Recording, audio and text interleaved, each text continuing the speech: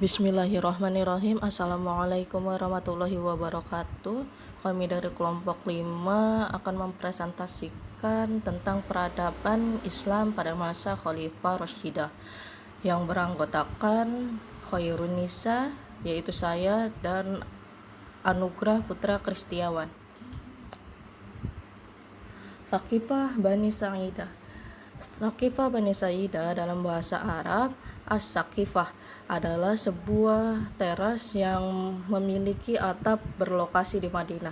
Setelah Nabi Muhammad SAW wafat, menurut keyakinan Syiah, Saqifah digunakan sebagai tempat untuk berkumpul sebagian orang untuk membaiat Abu Bakar As-Siddiq sebagai pengganti Nabi Muhammad SAW dan merampas hak kekhalifahan Imam Ali bin Abi Thalib.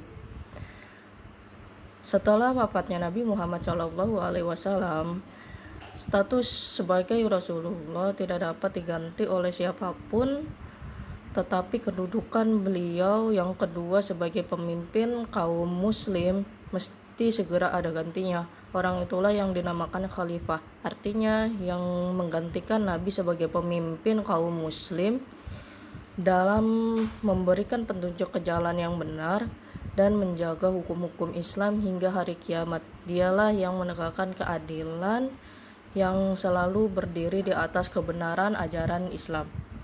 Maka setelah Nabi Muhammad SAW wafat, pemuka-pemuka Islam segera bermusyawarah untuk mencari pengganti Rasulullah SAW.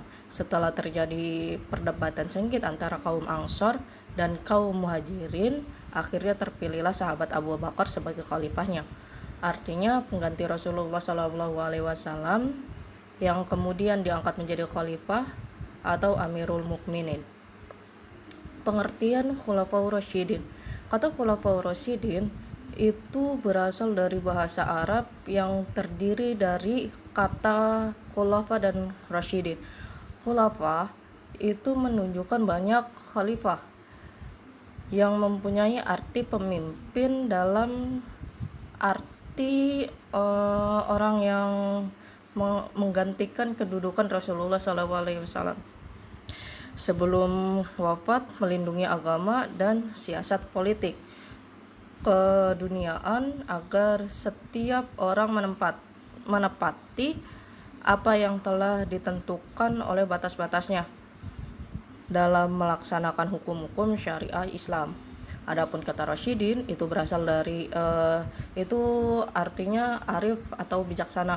Jadi Khulafaur Rasyidin mempunyai arti pemimpin yang bijaksana sesudah Nabi Muhammad SAW wafat. Sistem politik pemerintahan dan bentuk negara pada masa Khalifah Rashidah. Khalifah yang timbul sesudah wafatnya Nabi Muhammad SAW tidak mempunyai bentuk kerajaan, tetapi lebih dekat merupakan republik, dalam arti kepala negara dipilih dan tidak mempunyai sifat turun-temurun, karena dalam pemerintahan harus ada persetujuan dari masyarakat dan tidak bisa dipilih sendiri tanpa adanya musyawarah dari masyarakat. Ini menggambarkan ciri pemerintahan yang demokratis.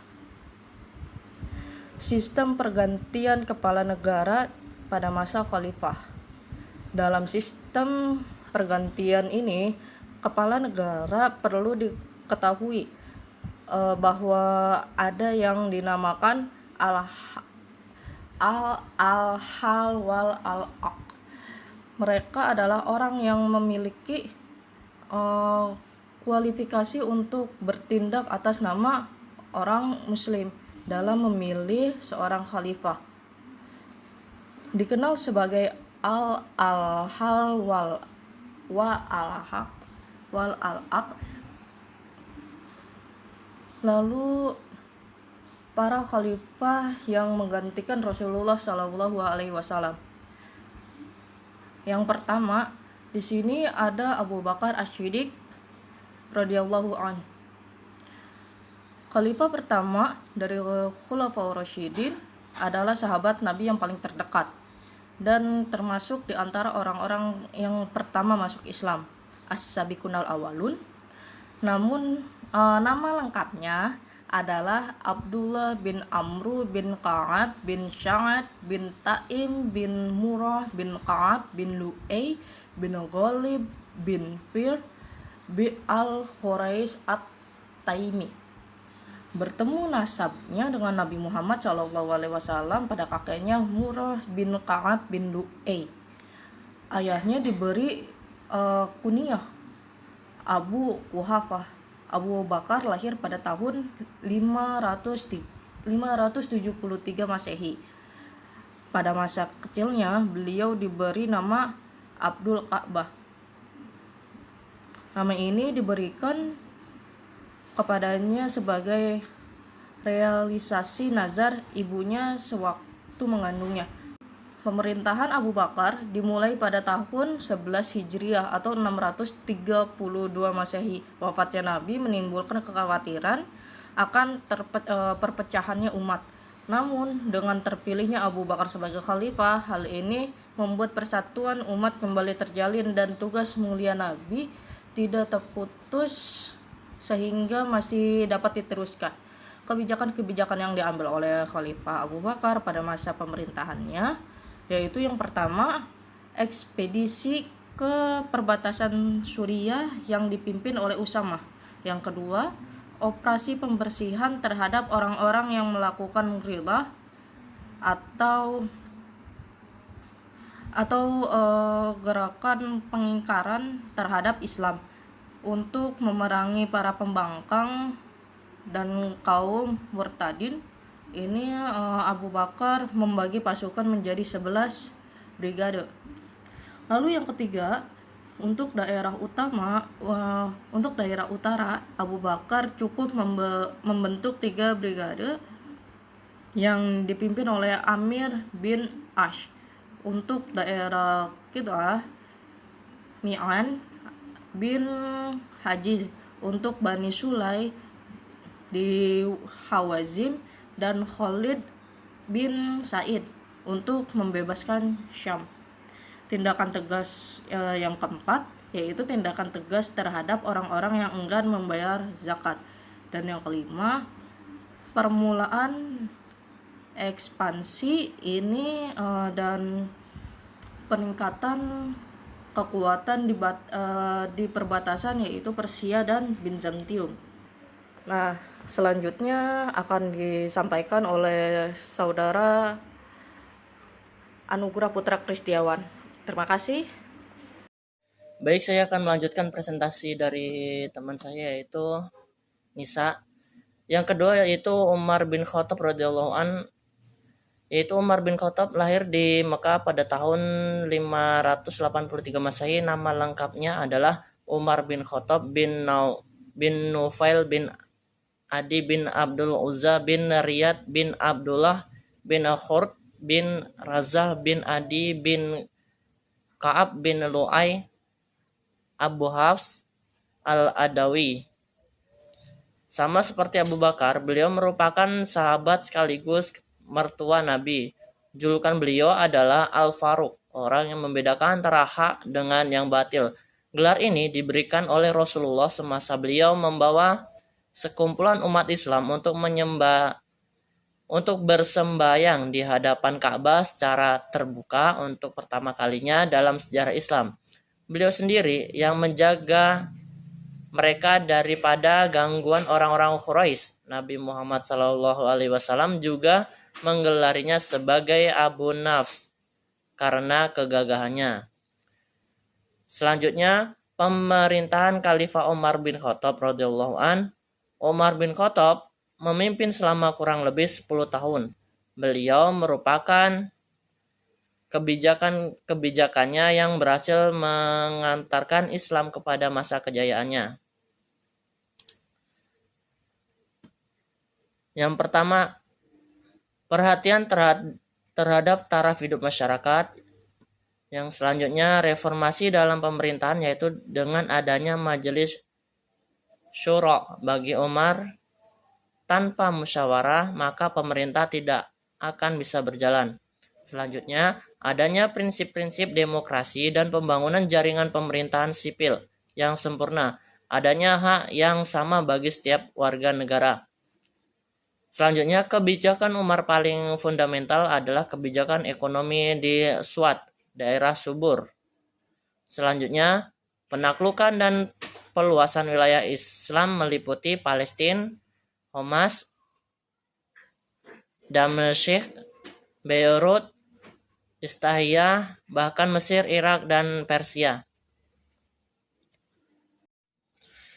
Selanjutnya, pemerintahan Utsman bin Affan radhiyallahu an. Utsman bin Affan dilahirkan pada 576 Masehi di kota Taif.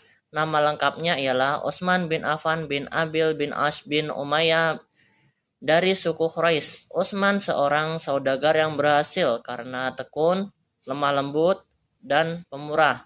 Utsman adalah saudagar yang kaya, dermawan, berbudi luhur, bersikap jujur, dengan teguh hati serta berprasangka halus. Dengan pribadi yang demikian, Utsman termasuk orang yang mempunyai kedudukan yang terhormat, mulia di dalam masyarakat Quraisy. Pemerintahan Utsman bin Affan radhiyallahu an, masa kekhalifahan Utsman bin Affan berlangsung selama kurang lebih 12 tahun. Kurun waktu tersebut terbagi menjadi 2 periode, yaitu masa kejayaan dan masa kemunduran. Selanjutnya ada Ali bin Abi Thalib radhiyallahu an. Ali bin Abi Thalib lahir pada tahun 603 Masehi di Mekah. Beliau adalah putra dari Abu Thalib, paman Nabi. Mengenang kakeknya yang bernama Asad, awalnya Ali diberi nama Haidarah. Haidarah dan Asad adalah bahasa Arab yang artinya singa. Sedangkan Nabi Muhammad memberi nama Ali yang menakutkan musuh-musuhnya. Ali memasuki gerbang keislaman pada usia kanak-kanak. Beliau adalah anak kecil pertama yang menerima ajaran Islam dan membenarkan kerasulan Nabi Muhammad SAW. Setelah dewasa, Ali kemudian dinikahkan dengan Fatimah radhiyallahu anha, putri Nabi. Masa pemerintahan Khalifah Ali bin Abi Thalib. Sepeninggalan Utsman bin Affan, Ali menanggung beban berat dalam memimpin kaum muslimin yang sudah tersebar luas di berbagai wilayah, apalagi suatu politik dan ekonomi saat itu dalam keadaan kurang stabil. Keamanan kota Madinah pun dinilai rawan akibat para pemberontak yang masih berkeliaran. Untuk mengatasi situasi sulit itu, Khalifah Ali bin Abi Thalib mengeluarkan kebijakan baru, yaitu sebagai berikut. Yang pertama, tanah-tanah atau pemberian-pemberian yang dilakukan Khalifah Utsman bin Affan kepada famili, sanak, kerabatnya, dan kepada siapa saja yang tanpa alasan yang benar atau tidak syah, ditarik kembali dan menjadi milik Baitul Mal sebagai kekayaan negara. Selanjutnya, wali atau amir atau gubernur-gubernur penguasa wilayah yang dikaitkan Khalifah Utsman diganti dengan orang-orang baru yang Ali tetapkan. Selanjutnya, mengatur tata pemerintahan untuk mengembalikan kepentingan umat seperti memberikan tunjangan dan yang diambil dari Baitul Mal kepada kaum muslimin sebagaimana yang telah dilakukan Abu Bakar dan Umar. Selanjutnya, berusaha untuk mengembalikan persatuan dan kesatuan umat Islam, akan tetapi usahanya dinilai kurang berhasil. Mungkin itu saja yang bisa kami sampaikan presentasi dari kelompok kami. Kurang lebihnya mohon maaf apabila ada kekurangan. Mohon maaf yang sebesar-besarnya. Terima kasih. Wassalamualaikum warahmatullahi wabarakatuh.